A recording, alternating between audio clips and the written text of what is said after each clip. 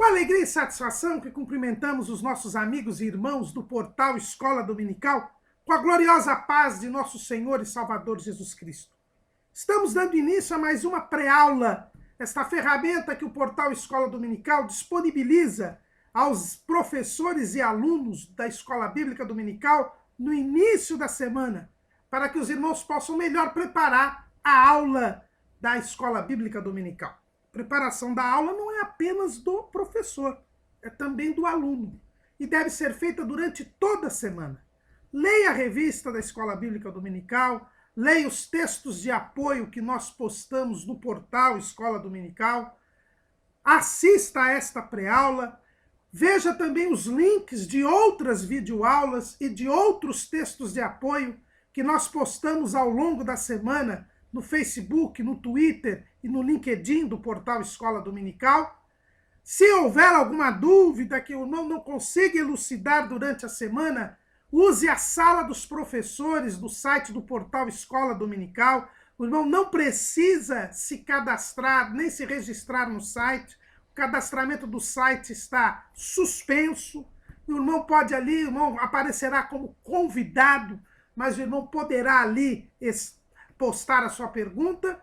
E no sábado à noite, às 19 horas, horário de Brasília, diretamente da Assembleia de Deus, Ministério do Belém, aqui na sede em São Paulo, assista a aula ao vivo do estudo dos professores e amigos da Escola Bíblica Dominical. Acesse o site do portal Escola Dominical, há um artigo lá escrito aula ao vivo, e o irmão poderá, inclusive, participar, colocando perguntas. E no domingo, não deixe de ir à Escola Bíblica Dominical. Tudo isso que nós falamos é a preparação da Escola Bíblica Dominical. Mas a Escola Bíblica Dominical é a igreja reunida, ensinando enquanto evangeliza e evangelizando enquanto ensina. Neste segundo trimestre de 2014, estamos a estudar dons espirituais e ministeriais, servindo a Deus e aos homens com poder extraordinário. O nosso comentarista é o pastor Elinaldo Renovato de Lima, das Assembleias de Deus de Parnamirim, no estado do Rio Grande do Norte, igreja que ele preside. E hoje iremos estudar a lição de número 8, o Ministério de Evangelista. Nós já estamos estudando agora os dons ministeriais, ou seja, aqueles dons elencados em Efésios, capítulo 4, versículo 11. Os 5 dons que o apóstolo Paulo diz que são necessários à igreja e dados por Cristo para o aperfeiçoamento dos santos, para a obra do ministério, para a edificação do corpo de Cristo. Hoje iremos estudar o ministério de evangelista. Paulo colocou numa sequência que não é casual. Ele diz: e ele mesmo, quer dizer, Jesus, deu uns para apóstolos, outros para profetas, outros para evangelistas, outros para pastores e doutores. Nós já estudamos o ministério de apóstolo, já estudamos o ministério de profeta e hoje iremos estudar o ministério de evangelista. Esta sequência, repito, não é casual. É a sequência da edificação do corpo de Cristo. A igreja é o edifício de Deus, diz Paulo lá em 1 Coríntios, capítulo 3, versículo 9. Porque nós somos cooperadores de Deus, vós sois lavoura de Deus e edifício de Deus. Um edifício começa com a pedra fundamental, e esta pedra fundamental, diz o apóstolo Paulo, é Jesus Cristo. Em Efésios 2:20, ele diz que a igreja, o povo de Deus, são edificados sobre o fundamento dos apóstolos e dos profetas, de que Jesus Cristo é a principal pedra da esquina. A pedra fundamental é Cristo. Por isso, todos os ministérios começam em Cristo. Cristo é apóstolo, o primeiro apóstolo, o apóstolo do Pai, para usar a feliz expressão do pastor Antônio Sebastião da Silva, diretor da Faculdade Teológica lá de Santo André. E é o que está escrito em Hebreus capítulo 3. Pelo que, irmãos santos, participantes da vocação celestial, considerai a Jesus Cristo apóstolo e sacerdote da nossa confissão. A partir de Cristo, vieram depois os 12 apóstolos do Cordeiro, como nós estudamos na lição de número 6. Mas Jesus também é o profeta por excelência, porque é o profeta que trouxe a revelação plena de Deus, como nós já vimos na lição passada. Jesus é profeta. Ele mesmo foi anunciado como um profeta que veria a Deus cara a cara por Moisés, lá em Deuteronômio, capítulo 18. Moisés diz assim: o Senhor teu Deus te despertará um profeta do meio de ti e de teus irmãos, como eu. A ele ouvireis. Este profeta, outro não era, senão o próprio Jesus Cristo. Como diz o próprio apóstolo Pedro, quando pregava lá no templo, depois da cura daquele coxo da porta formosa do templo, lá em Atos capítulo 3, versículo 22. Porque Moisés disse: o Senhor vosso Deus levantará dentre vossos irmãos um profeta semelhante a mim, a ele ouvireis em tudo quanto vos disser. O ministério profético tem a sua excelência em Cristo. E o ministério de evangelista não é diferente. O edifício da igreja, ele tem a pedra fundamental, que é Cristo, os fundamentos dos apóstolos e dos profetas, mas nenhum edifício tem apenas a base. É preciso que ele tenha continuidade. É preciso que haja maiores edificações. E é aí que entra o ministério de evangelista. O ministério de evangelista, ele promove a expansão do reino de Deus. Assim como qualquer edifício, depois do alicerce estar construído, precisa ter outros tijolos, outras pedras para poder crescer, estes tijolos, estas pedras, que Pedro diz lá na sua primeira carta, que a igreja é formada de pedras vivas, lá em 1 de Pedro 2 e 5, vós também, como pedras vivas, sois edificados casa espiritual e sacerdócio santo, para oferecer sacrifícios espirituais agradáveis a Deus por Jesus Cristo. Estas pedras vivas são trazidas ao edifício pelo evangelista. Cristo levanta na igreja o evangelista, que é aquele escolhido por Deus para dirigir a conquista de almas para o reino de Deus, para dar início, para ser o lançador, para ser o iniciador daquele que ganha almas para o reino, que aumenta numericamente o corpo de Cristo. Porque não há como o edifício de Deus se edificar se não tiver pedras vivas. E estas pedras vivas são as almas ganhas pela pregação do evangelho. Então, o evangelista é esta pessoa escolhida por Deus para dar início, para ter a iniciativa da conquista de almas para o reino de Deus, da evangelização, que é a pregação do evangelho. E assim como Jesus foi o apóstolo do Pai, assim como Jesus foi o profeta por excelência, Jesus também é o primeiro evangelista. É o primeiro e o maior dos evangelizadores, dos evangelistas. Esta expressão é uma expressão que foi utilizada pelo chefe da Igreja Romana, Paulo VI, que foi Papa de 1963 a 1978. Em um dos seus documentos, chamado Anúncio do Evangelho, em latim Evangelii Nunciandi, ele diz o seguinte: o próprio Jesus, Evangelho de Deus, foi o primeiro e o maior dos evangelizadores. Ele foi isso mesmo até o fim. até a perfeição, até o sacrifício da sua vida terrena. Jesus foi o primeiro dos evangelizadores.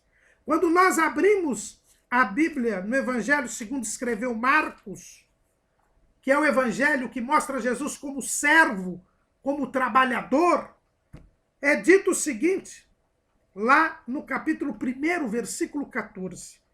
E depois que João foi entregue à prisão, veio Jesus para a Galileia, pregando o evangelho do reino de Deus e dizendo: o tempo está cumprido e o reino de Deus está próximo. Arrependei-vos e crede no evangelho. Jesus foi o primeiro a evangelizar. Assim que João foi preso, ele começou o seu ministério. E o seu ministério tinha como ponto primeiro a evangelização. Pregar o evangelho para as ovelhas perdidas da casa de Israel. Foi para isso que Jesus veio. E o apóstolo João, no seu evangelho, ele diz com muita clareza, lá em João, capítulo 1, versículo 11, veio para o que era seu e os seus não o receberam. Jesus veio pregar o evangelho do reino de Deus. Jesus veio trazer a boa notícia da salvação. Porque evangelho é uma palavra grega que quer dizer boas novas, boas notícias, boa mensagem. Jesus veio trazer uma notícia boa para o povo de Israel. Que notícia era esta? O tempo está cumprido. Havia chegado o momento do Messias, aquele Messias que tinha sido prometido lá no Jardim do Éden para o primeiro casal. Aquele Messias que havia sido anunciado por Moisés para o povo. O tempo havia chegado. Como diz Paulo lá em Gálatas 4:4.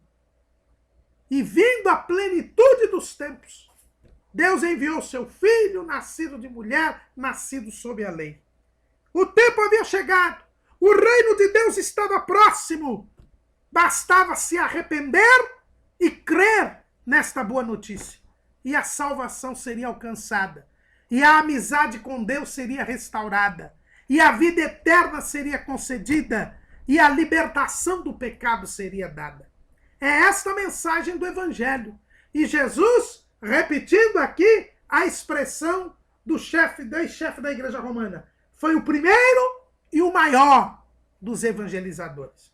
E para prosseguir a sua obra, para que as pessoas venham a se tornar pedras vivas do edifício de Deus, Cristo levanta homens para dar início a esta tarefa de evangelização, para estimular, para ser pioneiros, para usar a expressão usada pelo atual chefe da igreja romana, Francisco, primeirear, quer dizer, dar em primeiro lugar o anúncio do evangelho. E por que nós reforçamos esta questão a respeito desse primeirear, desse caráter primeiro, pioneiro, desse caráter de direção do evangelho para o evangelista? Porque a pregação do evangelho, ela é um dever de toda a igreja e não apenas do evangelista. O evangelista, ele é levantado por Deus, é um dom ministerial. Deus dá uns para evangelistas, não são todos que são evangelistas, mas o evangelista, ele é a ponta de lança, ele é a lança, a seta que dá início ao processo de evangelização. Mas o dever de evangelizar é para toda a igreja. É o que nós chamamos da grande comissão. O que é a grande comissão? É a ordem que Jesus deu para toda a igreja de pregar o evangelho. A grande comissão nós encontramos sintetizada em duas passagens, basicamente. Podemos até dizer em três passagens. Em Mateus 28 e 20, Jesus diz assim, 28, 19 e 20, portanto, ide e ensinai todas as nações, batizando-as em nome do Pai, e do Filho e do Espírito Santo, ensinando-as a guardar todas as coisas que eu vos tenho mandado. E eis que eu estou convosco todos os dias, até a consumação dos séculos. Amém. Em Marcos 16 e 15, nós também temos aqui a grande comissão. E disse-lhes, ide por todo o mundo, pregai o evangelho a toda criatura. Podemos também dizer que em João, capítulo 20,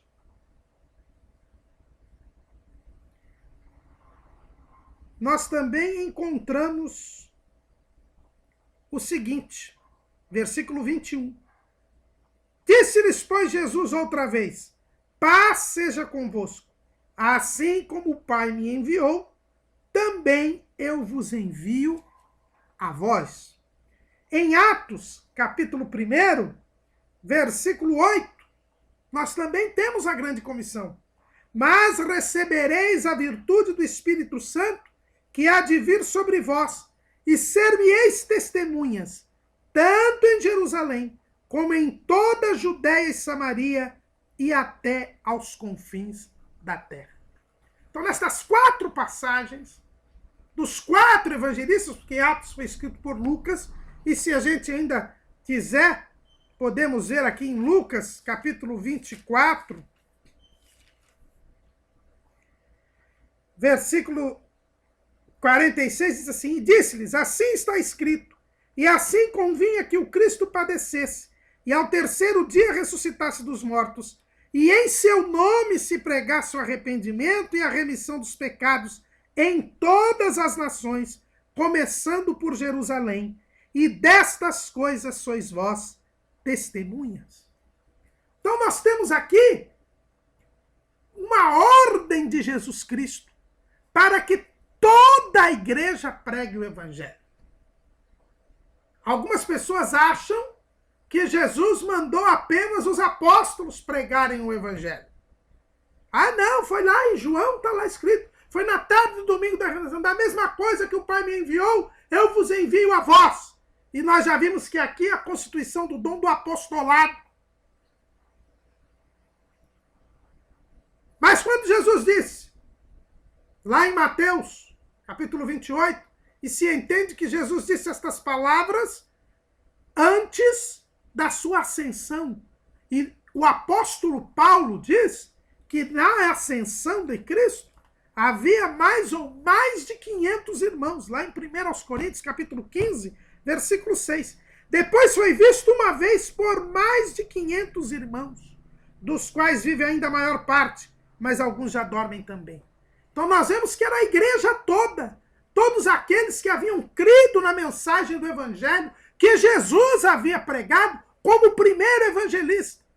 Foi para esta igreja, a igreja de então, a totalidade dos crentes, que Jesus deu esta ordem. Ide por todo mundo, pregai o evangelho a toda criatura. Ide e ensinai as nações, batizando-as em nome do Pai, do Filho e do Espírito Santo. Sejam minhas testemunhas, preguem o arrependimento dos pecados, a ressurreição de Cristo como prova e garantia da nossa fé nele. Portanto, a ordem da evangelização é para toda a igreja. E nós vemos que a igreja bem compreendeu isso. A igreja bem compreendeu isso por quê?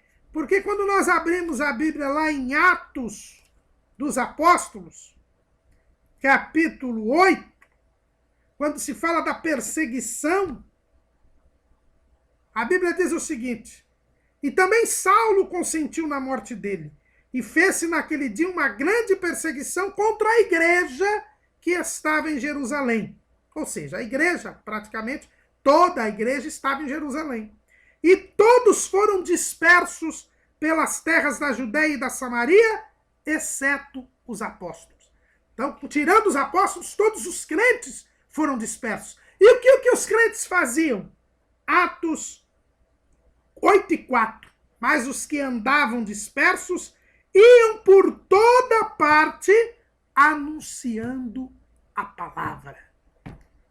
Então a gente vê que aqueles crentes da igreja primitiva, da igreja em Jerusalém, muitos dos quais tinham ouvido Jesus mandar pregar, eles saíram pregando depois que foram expulsos de Jerusalém, depois que foram dispersos.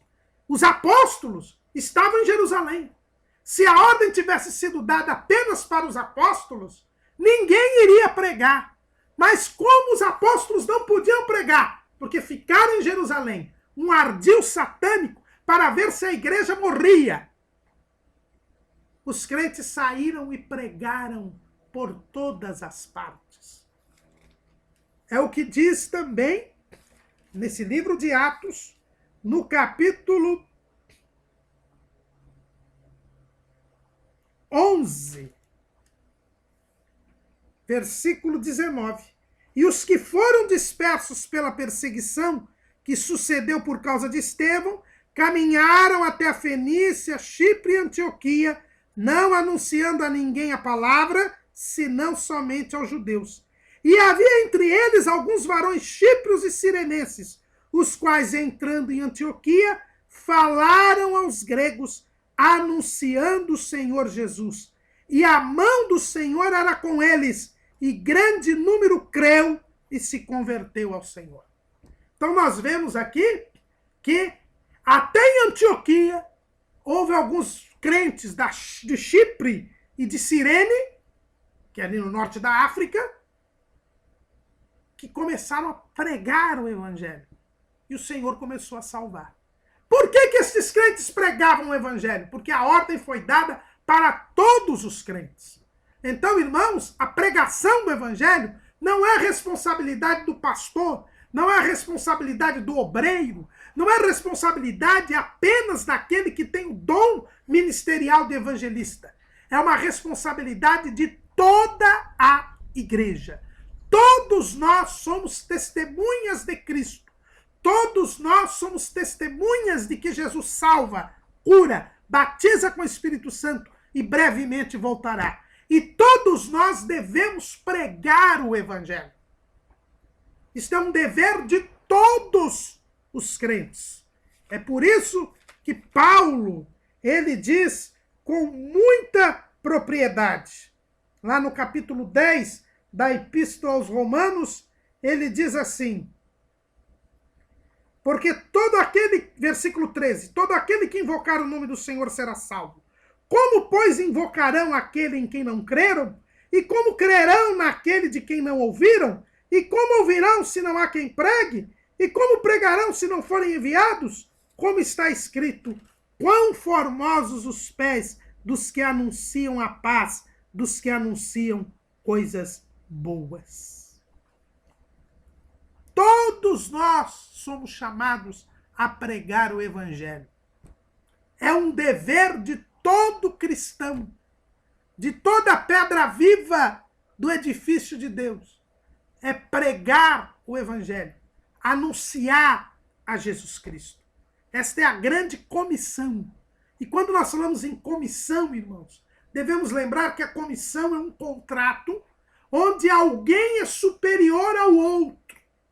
Aquele que comete, aquele que delega uma tarefa àquela outra pessoa é superior àquele que deve cumprir a tarefa.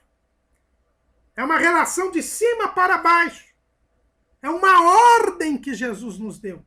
Não é nenhuma recomendação, nenhum conselho, nenhum desejo de Cristo. É uma ordem. O modo do verbo aqui é o modo imperativo. Ide e fazei discípulos. Ide e ensinai as nações. batizando-as em nome do Pai, do Filho e do Espírito Santo. Ide por todo o mundo, pregai o evangelho a toda criatura. É um dever de todo crente. Então, em primeiro lugar, quando nós estamos a falar do ministério de evangelista, nós devemos lembrar que a igreja existe para pregar o evangelho. Uma igreja que não prega o evangelho, uma igreja que não evangeliza, ela perde a sua razão de ser. Ela não tem motivo algum para existir.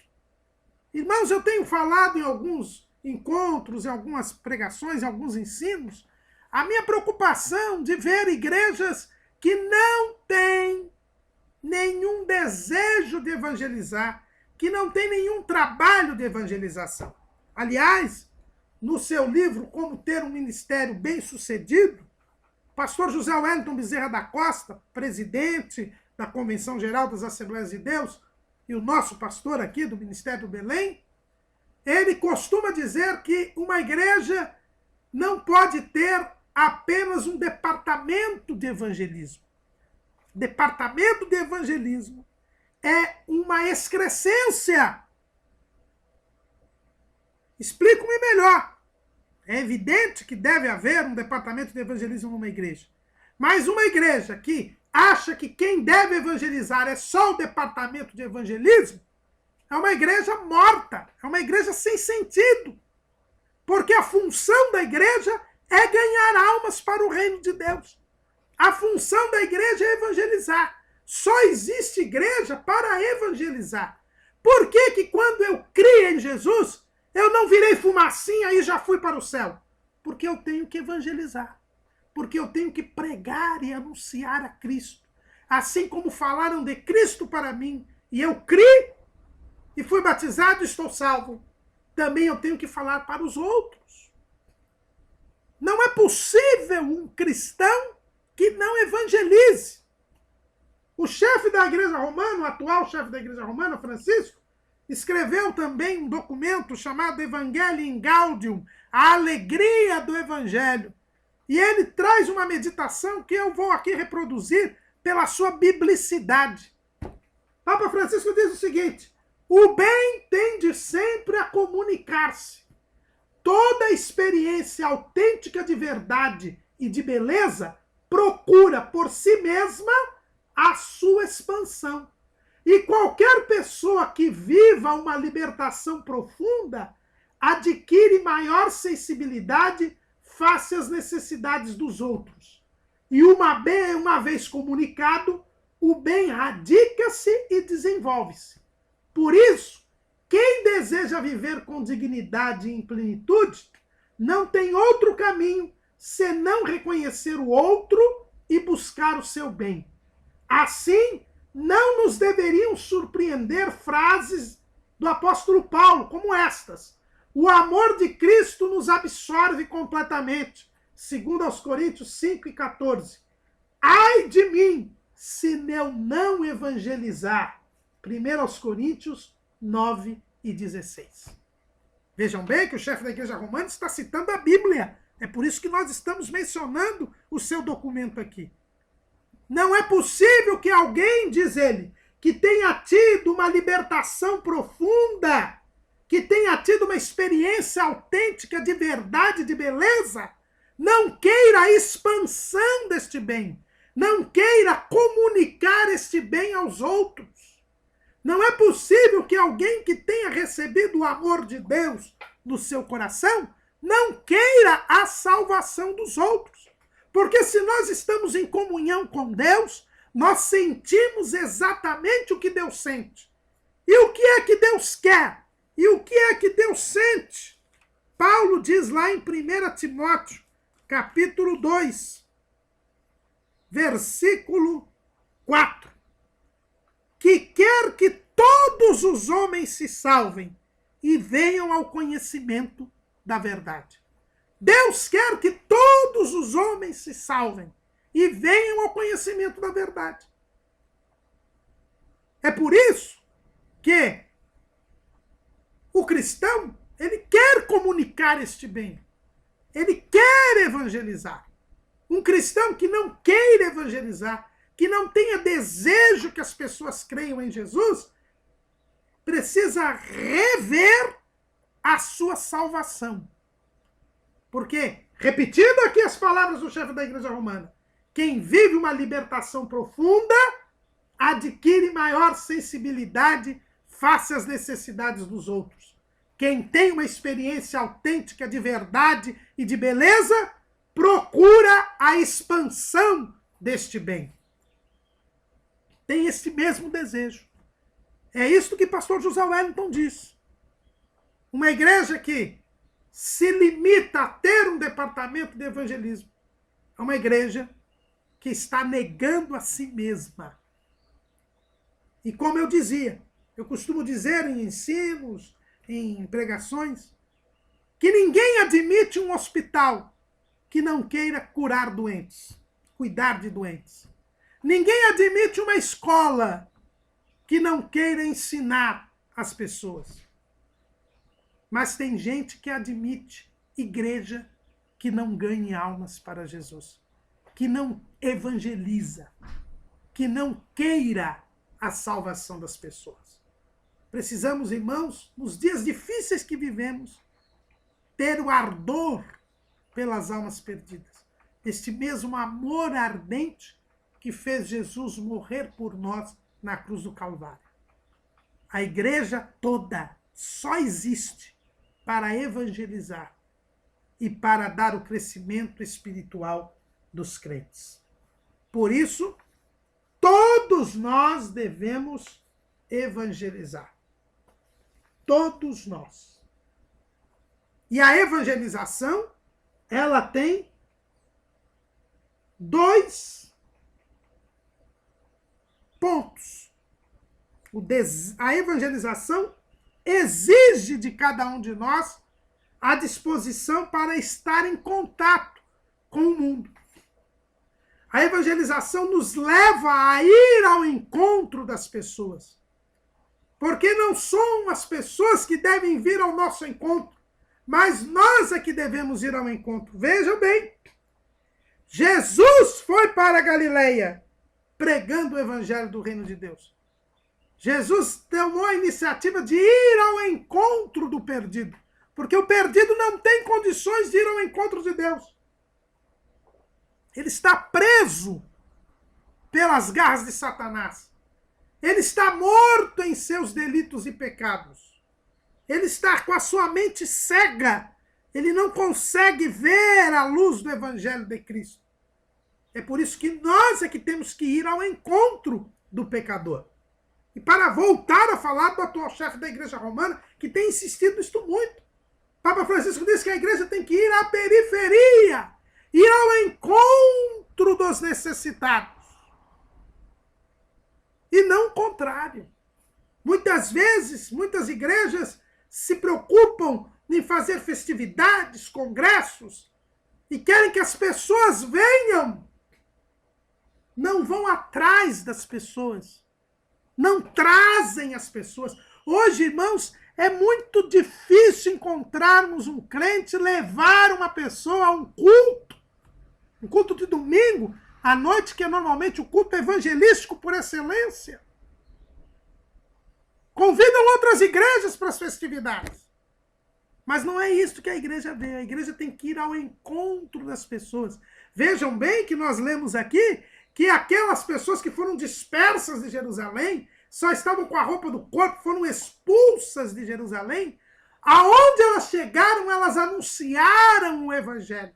Elas pregaram a Cristo. Elas foram ao encontro das almas perdidas. É isto que nós devemos fazer.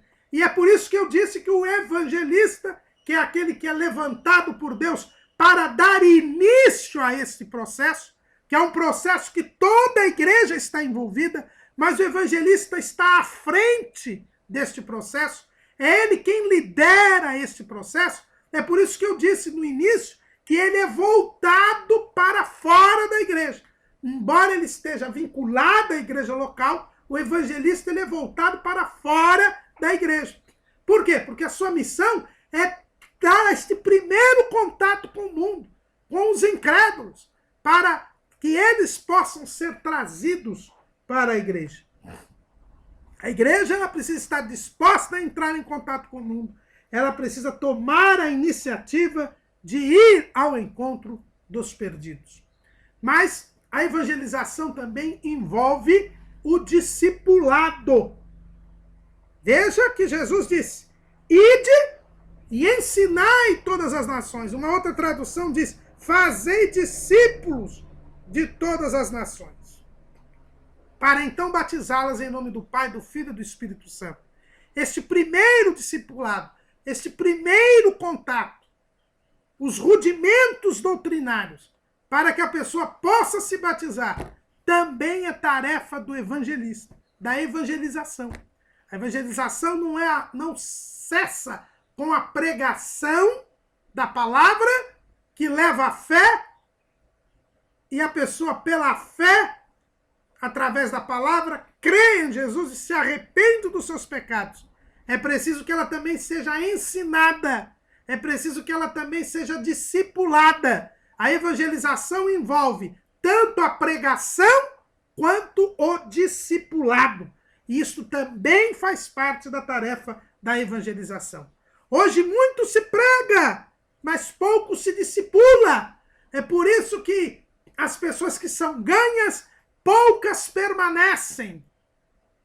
Existem estatísticas que mostram muito bem isso.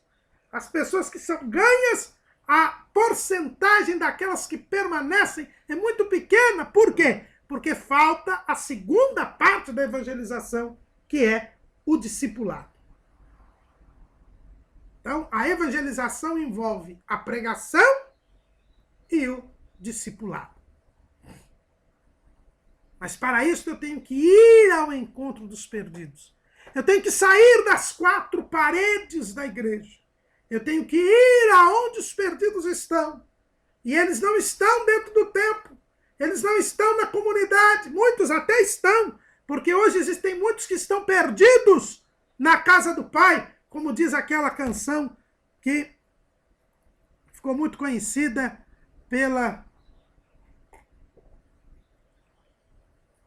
aí na música gospel. Mas uma coisa é importante. Nós temos que ir ao encontro destas pessoas. Agora, para dirigir este processo de evangelização, que é fundamental e essencial para a igreja, Jesus levanta e dá para a igreja o evangelista. O evangelista é aquele que lidera o processo. Ele lidera o processo. Não é tarefa do evangelista, e isso deve ficar bem claro na lição de hoje, pregar o evangelho e o resto dos crentes esperar o evangelista ganhar almas para Jesus. Todos nós temos o dever de ganhar almas para Jesus. Mas para liderar este processo, para ter a iniciativa desse processo, para estar à frente deste processo, que é fundamental para a igreja, o Senhor levanta o evangelista. O evangelista, diz o pastor Jorme César Fernandes da Rocha, naquele artigo que nós temos usado aqui durante todo esse trimestre, sobre a excelência do ministério cristão, ele diz, na revista da Escola Bíblica de Obreiros de Rondônia, de 2013, na página 52, ele diz assim: a função de evangelista faz parte da liderança semifixa da igreja. Eu gostei muito dessa expressão, semifixa. Semifixa porque o evangelista exerce trabalho voltado para a sua igreja numa determinada comunidade interna. Ao passo que o apóstolo, ou missionário, aquele apóstolo pioneiro que nós vimos na lição 6, exerce sua função mais voltado para a comunidade externa ou em outro país. O que o missionário é para o país estrangeiro, o evangelista é para a sua comunidade. Então, os irmãos vejam bem que o evangelista ele está vinculado a uma igreja local, mas ele tem o seu trabalho fora da comunidade. Ele tem o seu trabalho voltado para os incrédulos. Por quê? Porque evangelizar é ir ao encontro dos perdidos. É por isso que ele tem uma liderança semi-fixa. Ele lidera, mas não dentro da igreja, na organização da comunidade, da igreja local. Ele lidera a ida da igreja local para fora. É por isso que o evangelista ele está voltado para atividades fora da igreja. O seu ministério, ele não está ali no cuidado dos crentes. Ele está voltado para fora do ambiente da comunidade da igreja. Ele está voltado para os antros do crime organizado, para os círculos fechados da elite, para as favelas, os cortiços, as sarjetas, para as instituições em volta, ali no bairro onde está a igreja local, para os drogados, para os doentes, enfim. Ele tem a sua tarefa de ir ao encontro daquelas vidas que estão fora da igreja, para trazê-las. É ele quem capitaneia a ida da igreja até estas pessoas que precisam da salvação, que carecem da salvação. O evangelista, ele não aparece nas atividades comuns e ordinárias, cotidianas da liturgia, das reuniões da igreja, porque a sua tarefa é liderar a ida dos crentes ao encontro dos perdidos. Vejam bem que o pastor Johnny César ele fala que é uma liderança semifixa. Ou seja, o evangelista é quem lidera a ida ao encontro dos perdidos. Ele não faz a tarefa de pregar o evangelho sozinho, do anúncio do evangelho sozinho. Todos os crentes devem evangelizar. Todos os crentes devem ir ao encontro dos perdidos. Mas o evangelista é aquele que Deus coloca na igreja para liderar este processo, para organizar este processo, para dar efetividade, eficácia e eficiência ao processo de ida até ao encontro dos perdidos. Se a igreja não fizer esse trabalho, nós teremos o fim da igreja, a falta de razão de ser da igreja. O nosso comentarista foi muito feliz ao escolher o comissionamento dos 70 discípulos, que se encontra lá em Lucas capítulo 10, para nos dizer das características do ministério de evangelista. No Evangelho, segundo escreveu Lucas, no capítulo 9, assim como Mateus, no capítulo 10, e Marcos, no capítulo 6, nos falam que Jesus, e nós já estudamos estas passagens na lição de número 6, nos falam que Jesus comissionou os 12 apóstolos para pregarem nas aldeias e vilas que Jesus não iria pregar. Então, Jesus, como tinha que pregar para todas as ovelhas perdidas da casa de Israel, ele então mandou os 12. E isto nos diz Mateus no capítulo 10, Marcos no capítulo 6 e Lucas no capítulo 9, para que eles fossem pregar onde ele não iria. E nós vimos que isso é uma demonstração do ministério apostólico. O apóstolo, aquele que é enviado por Deus. Mas somente Lucas nos fala, no capítulo 10, que além destes 12, Jesus também comissionou outros 70 para irem antes dele nos lugares onde ele havia de ir. É o que está escrito lá em Lucas capítulo 10, versículo 1. E depois disto designou o Senhor ainda outros 70, e mandou-os adiante de sua face, de 2 em 2, a todas as cidades e lugares aonde ele havia de ir. Então aqui nós temos estes outros 70. E é interessante que a palavra grega aqui para outros é héteros, que quer dizer diferentes. Então, deste grupo de 70, não estavam os 12. Os 12 foram mandados para lugares onde Jesus não havia de ir. Esses 70 foram mandados para lugares onde Jesus havia de ir.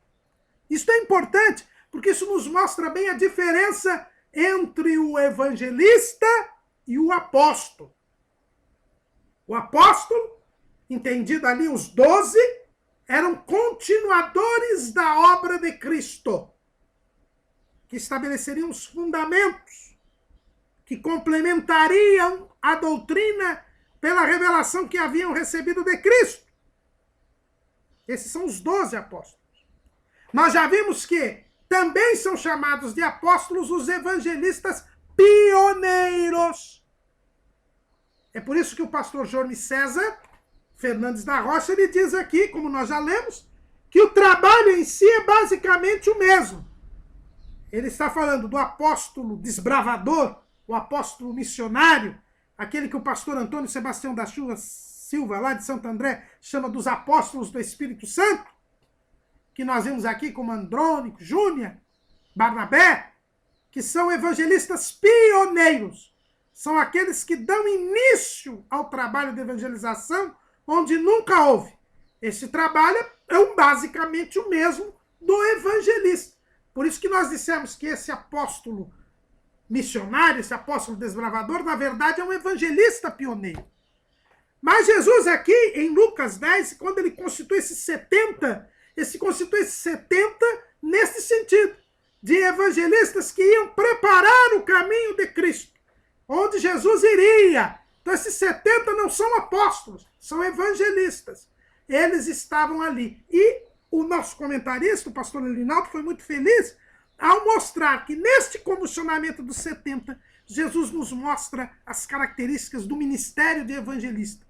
Assim como os 12 eram apóstolos e foram comissionados no ministério terreno de Cristo, e nós aprendemos a respeito do ministério apostólico através deste comissionamento, esses 70 foram comissionados durante o ministério terreno de Cristo para nós aprendermos o que é o ministério de evangelista. E a primeira característica é essa. Os evangelistas iam antes de Jesus. Eles foram comissionados de 2 em 2 para ir onde cidades e lugares aonde Jesus havia de ir. Isto mostra o quê? Que o evangelista é o primeiro que chega para anunciar a Cristo, que prepara o caminho da igreja. É por isso que o evangelista não é o único que evangeliza. Ele abre caminho para que a igreja, que é o corpo de Cristo, venha a seguir e ganhe almas para o reino de Deus. E complete a conquista das almas que é iniciada pelo evangelista. É por isso que, como nós dissemos aqui, os estudiosos dizem que cada ministério é representado por um dedo da mão. É por isso que o evangelista ele é representado pelo dedo médio. Por quê? Porque é o dedo mais longo. O evangelista é aquele que chega primeiro, que leva a Cristo primeiro ao incrédulo. Essa é a primeira coisa que a gente aprende. Então, o trabalho do evangelista, ele tem que ser complementado pela igreja. Ele desbrava o lugar. Ele leva primeiro Cristo, mas o corpo de Cristo tem que vir em seguida. Aqueles 70 pregaram e Jesus foi atrás. Aonde eles foram, Jesus depois foi. A igreja tem que ser assim. O trabalho do evangelista é o início da presença de Cristo num determinado lugar, numa determinada vida. Segunda coisa que nós aprendemos aqui é que os evangelistas são sempre insuficientes em número.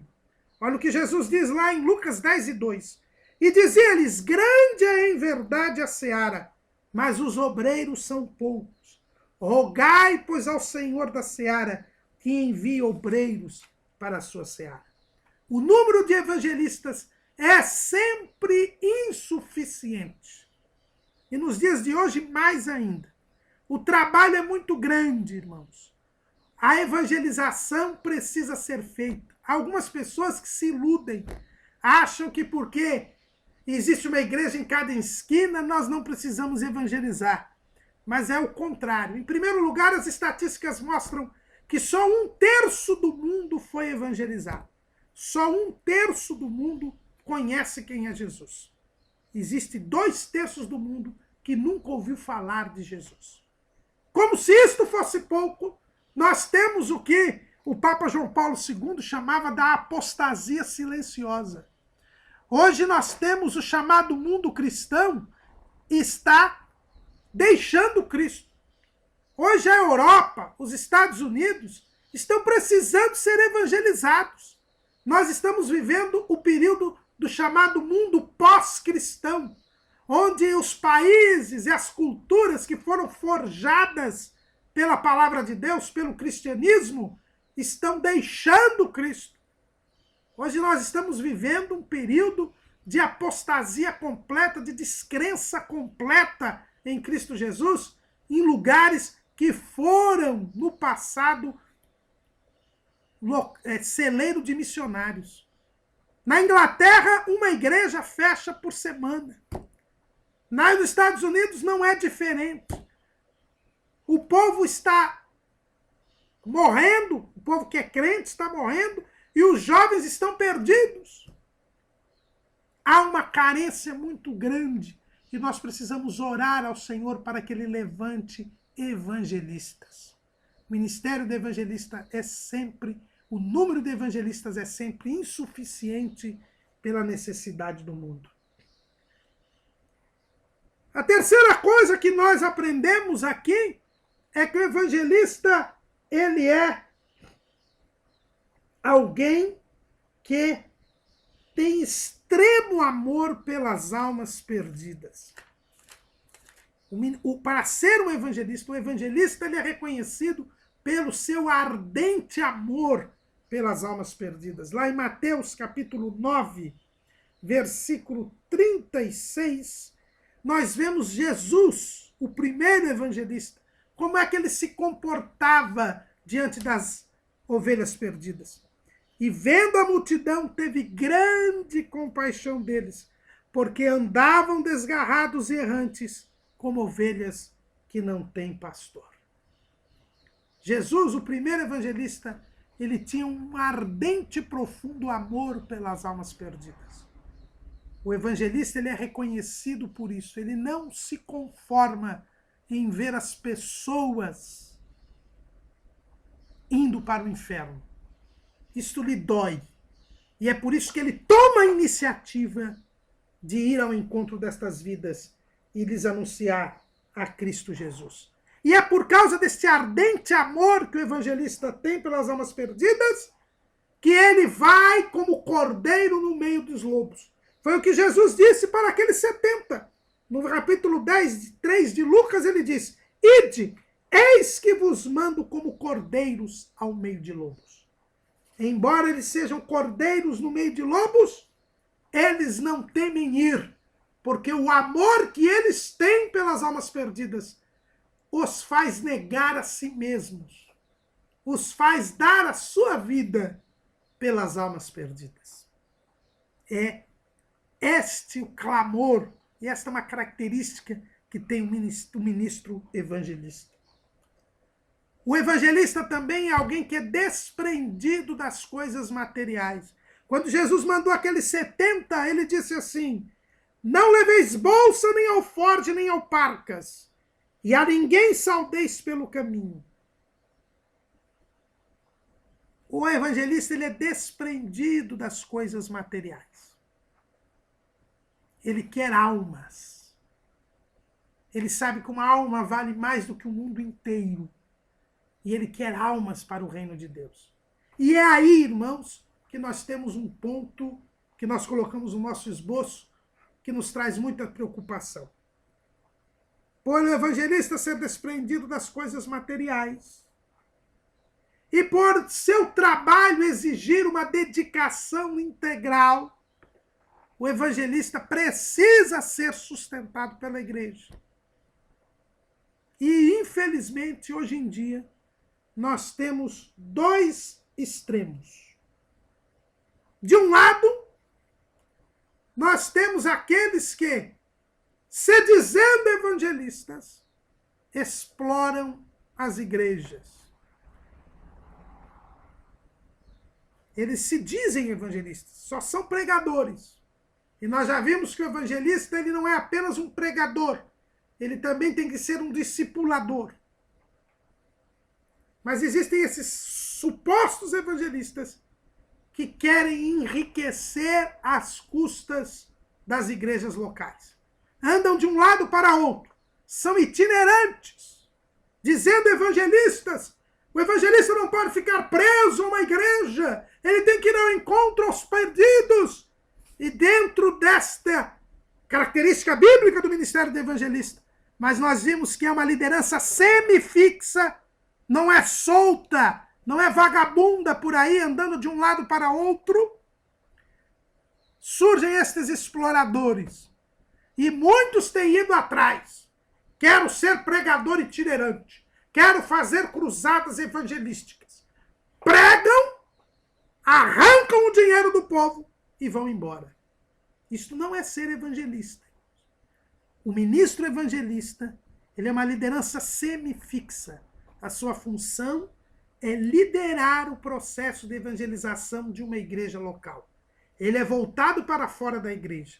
As suas atividades não são internas, são externas, mas ele é vinculado a uma igreja, porque ele inicia um processo que a igreja prossegue e ele dirige este processo de ganhar almas para o corpo de Cristo. Nada contra as cruzadas evangelísticas, a estes grandes pregadores que Deus tem levantado para motivar as igrejas a ganhar almas para o reino de Deus. Mas estes pregadores precisam agir juntamente com os evangelistas das igrejas locais. E devem ser amantes das almas perdidas. E por isso, desprendidos das coisas materiais. Então, de um lado, nós temos esses exploradores. Do outro lado, nós temos as igrejas avarentas. Irmãos, nós temos uma cultura muito ruim.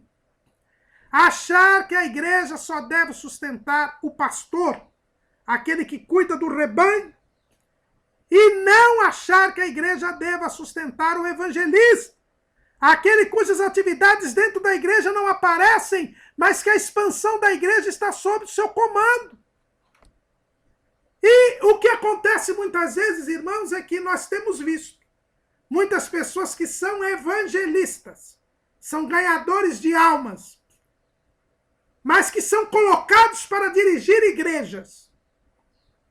Porque senão o povo não aceita que ele receba um salário. E o que acontece é que ele não ganha almas e destrói as igrejas. Porque ele foi dado para a igreja para ser ganhador de almas, para ser evangelista, não para apacentar o rebanho.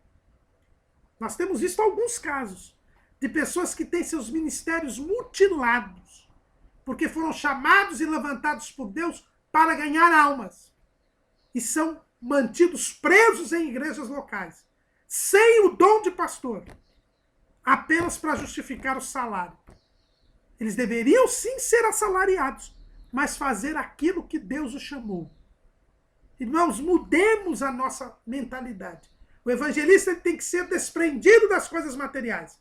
Não podemos dar dinheiro a exploradores, a mercenários, pseudo-evangelistas. Mas não podemos deixar os evangelistas à míngua. Irmãos, a quantidade... Pergunte aí para o responsável pelo departamento de missões da sua igreja. A quantidade de missionários que são mantidos, são abandonados pelas igrejas locais. São enviados para pregar o evangelho. E depois de um determinado momento, as igrejas deixam de dar-lhes o sustento.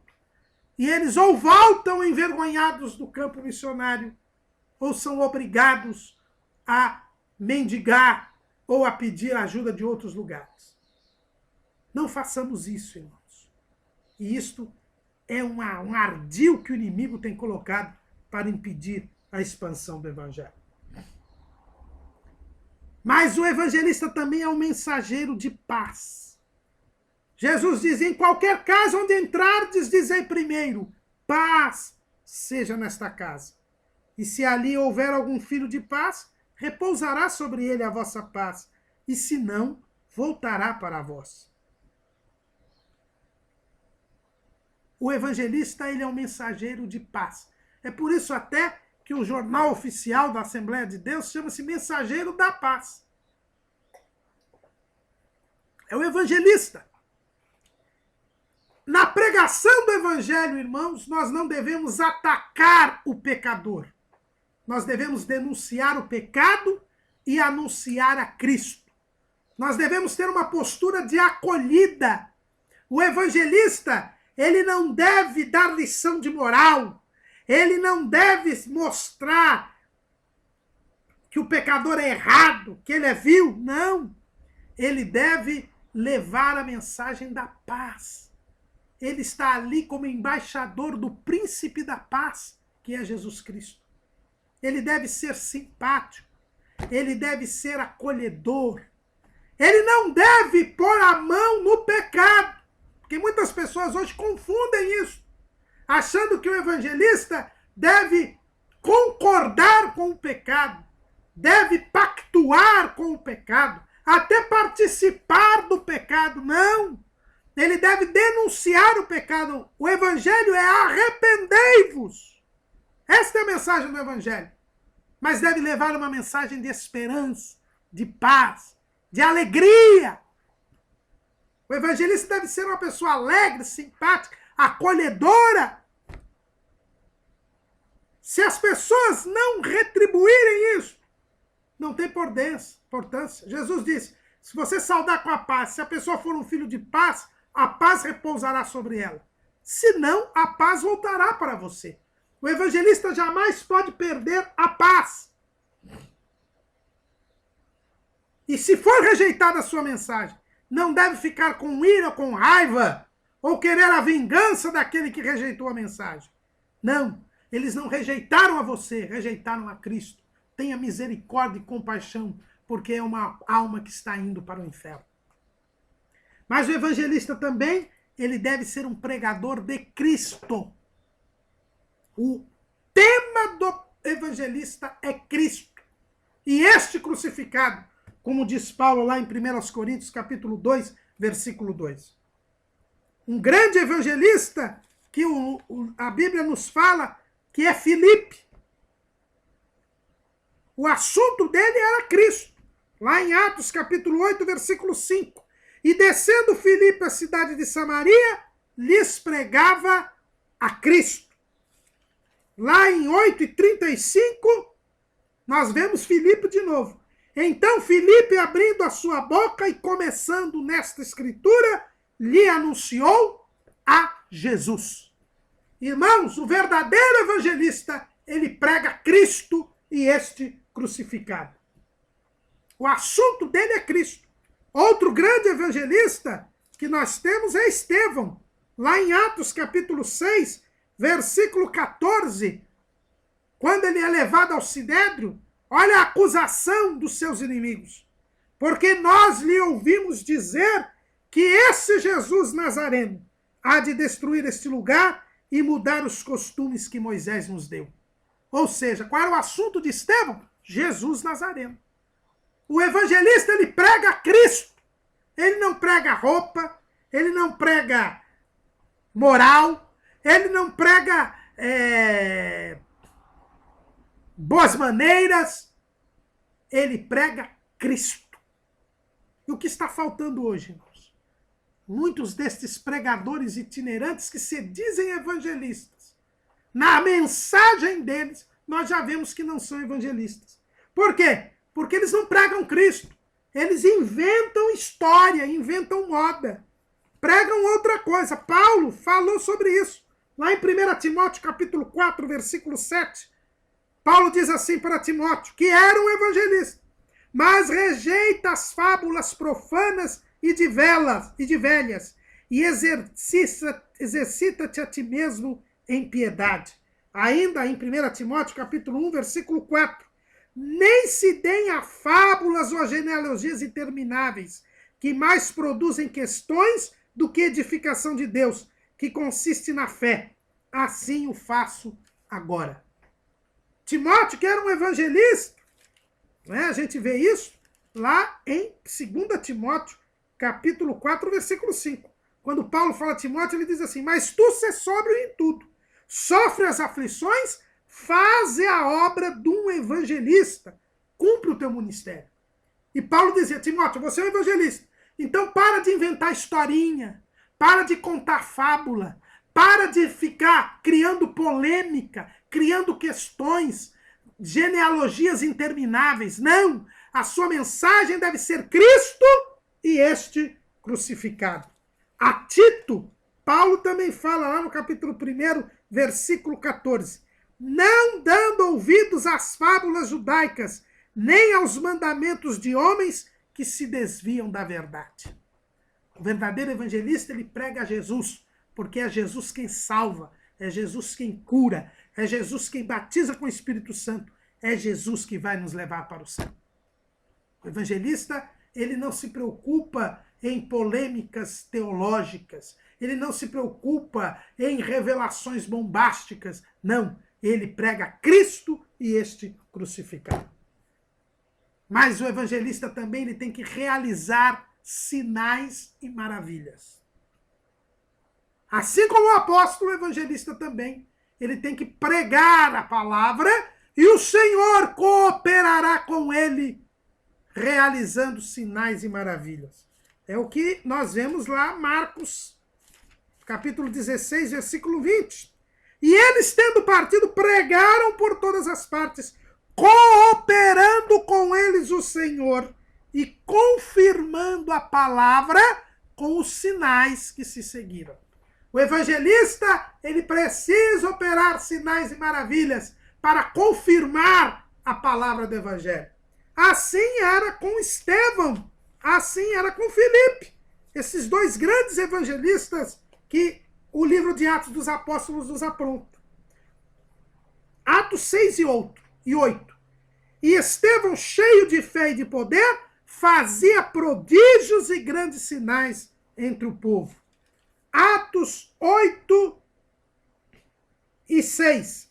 E as multidões unanimemente prestavam atenção ao que Filipe dizia, porque ouviam e viam os sinais que ele fazia. O evangelista precisa realizar sinais e maravilhas para confirmar a palavra.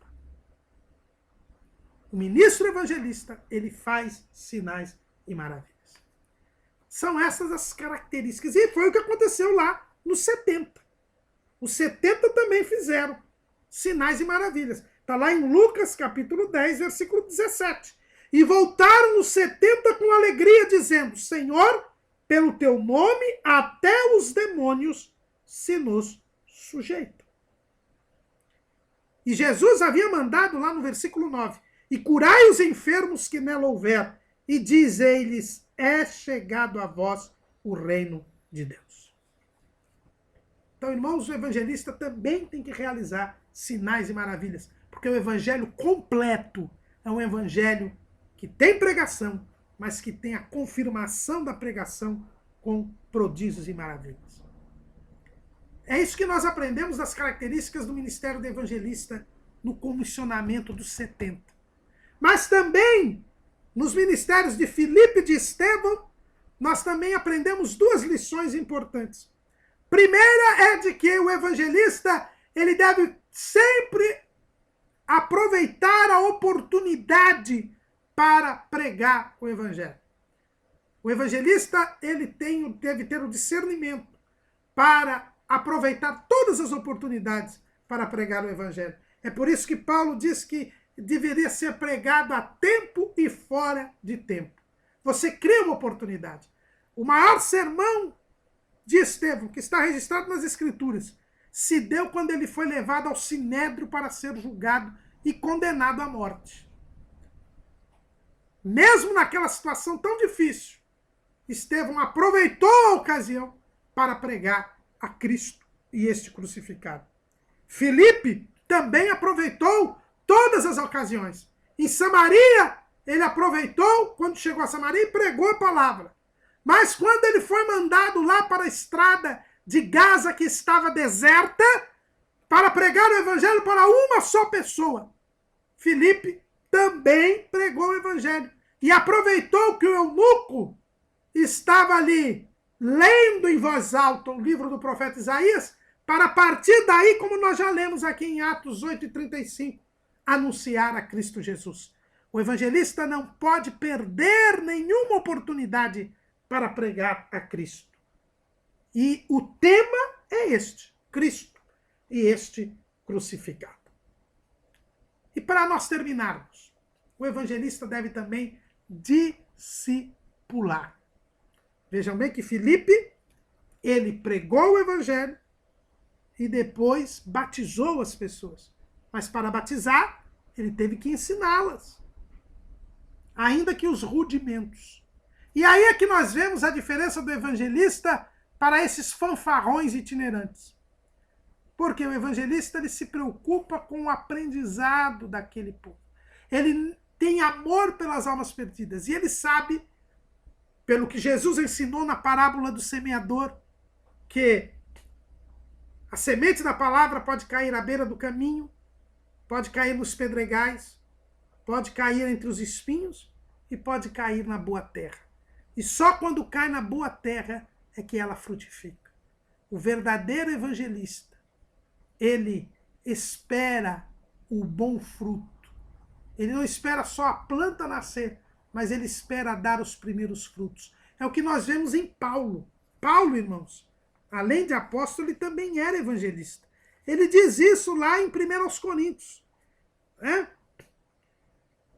Capítulo 1, versículo 17. Porque Cristo enviou-me, não para batizar, mas para evangelizar. Então, Paulo era um evangelista. Era um evangelista pioneiro, era um apóstolo no sentido dos 12, mas era também um apóstolo no sentido de desbravador. Era um evangelista pioneiro. Ele diz, Deus me mandou para evangelizar. E nós vemos o cuidado que Paulo tinha. Ele só ia para outra cidade depois que ele havia discipulado os crentes. E onde ele não pôde fazer isso? Em Tessalônica. Ele escreve a sua primeira carta, exatamente porque ele não pôde discipular. Por causa da perseguição, ele foi obrigado a ir, embora antes de discipular. E isso o incomodou tanto, é o que nós vemos lá em 1 Tessalonicenses 2,17. Nós, porém, irmãos, sendo privados de vós por um momento de tempo de vista, mas não do coração, tanto mais procuramos com grande desejo ver o vosso rosto. Pelo que quisemos uma e outra vez ir ter convosco. Pelo menos eu, Paulo. Mas Satanás nos impediu. Porque qual é a nossa esperança, ou gozo, ou coroa de glória? Porventura não o sois vós também diante de nosso Senhor Jesus Cristo em sua vida? Na sua vinda? Na verdade, vós sois a nossa glória e gozo. Pelo que, não podendo esperar mais, de boa mente quisemos deixar-nos ficar sós em Atenas e enviamos Timóteo, nosso irmão, ministro de Deus e nosso cooperador no Evangelho de Cristo, para vos confortar e vos exortar acerca da vossa fé. Paulo não pôde ficar em Tessalônica por causa da perseguição, mas ele não se continha, ele não tinha discipulado aquele povo. E ele tentou ir, mas o diabo impediu. E diante deste impedimento do diabo, ele escreve esta carta. Por isso que o diabo impediu. Porque Jesus queria que o que Paulo fosse ensinar, não ensinasse apenas aos tessalonicenses, mas ensinasse também para nós. Deixando registrado. Então ele manda Timóteo, que também era um evangelista, para discipular aquele povo. O verdadeiro evangelista, ele é responsável. Ele não descansa enquanto ele não vê o fruto do Espírito nas almas que ele ganhou para Jesus. Esse é o papel e essas são as características do ministério de evangelista. Aquele que capitaneia o processo de evangelização, que deve ser feito por mim e por você. Amém.